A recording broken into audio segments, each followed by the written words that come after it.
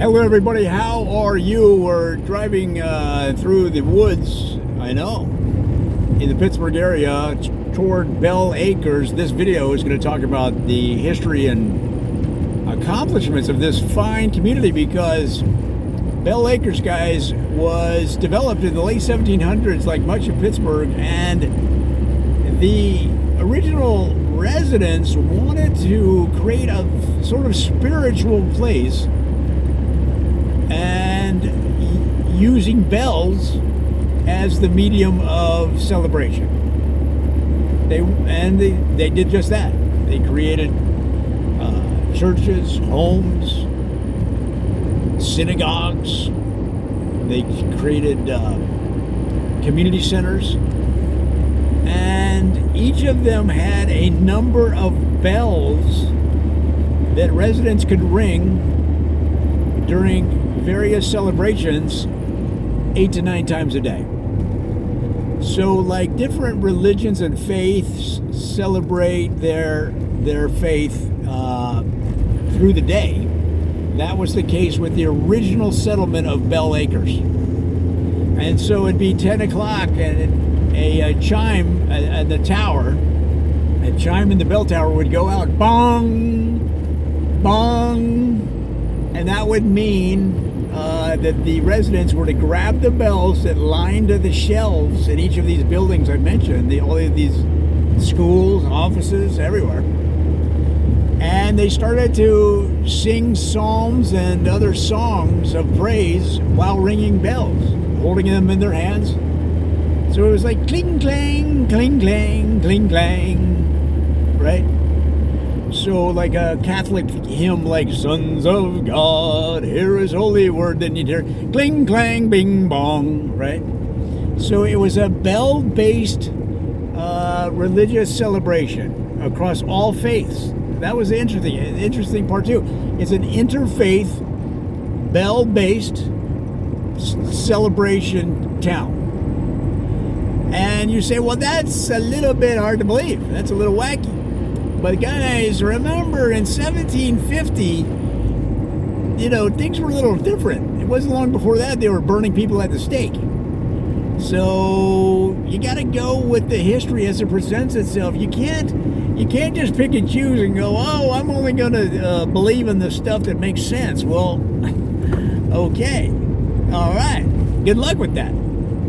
Because Bell Acres was, one of the religious bell celebration headquarters of the country. In fact, so much so that several bell makers, right, came here to Bell Acres to ply their trade.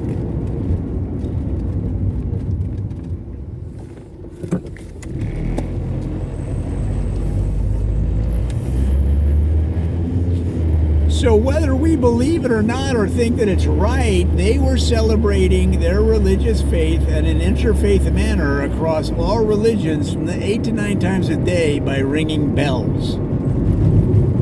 Now, you were also singing, but the emphasis wasn't on the singing. The emphasis was on your skill with the bells, the wrist action, the clarity of the clang, right? Your ability to handle different types of bells, sizes and types and materials, okay? Because bell ringing had status. And if you were a good clinger of the clang, as they said, if you were a clinger of the clang, all right, you were recognized by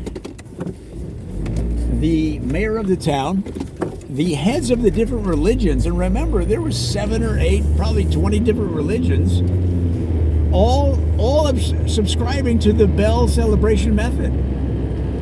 So you could walk around the town with some swagger. If you were a clinger of the clang, guys, you could walk around the town with some swagger. And if you were a guy, you'd be walking by the ladies, and they'd start giggling and stuff, and say, "Man, that guy can handle a bell.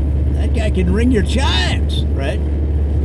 And that's about as racy as it got. But again, remember, it was the late 1700s.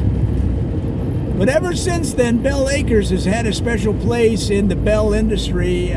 Things kind of moved on as the country got settled and everything moved west. The bell clanging industry really kind of resettled in the hills around Oregon. And that's why so much of Oregon was used in the Sound of Music movie. A lot of the Sound of Music was shot up there, and that's why you hear the bells in the soundtrack connected to Oregon, right around Portland. If you've ever been up there, it's very beautiful and it looks just like Austria, and they should have used it. So guys, that is another cool town that we're focusing on in this series of videos, another cool area of Pittsburgh. I want you to check it out. And remember, this is another Joe Did So parody.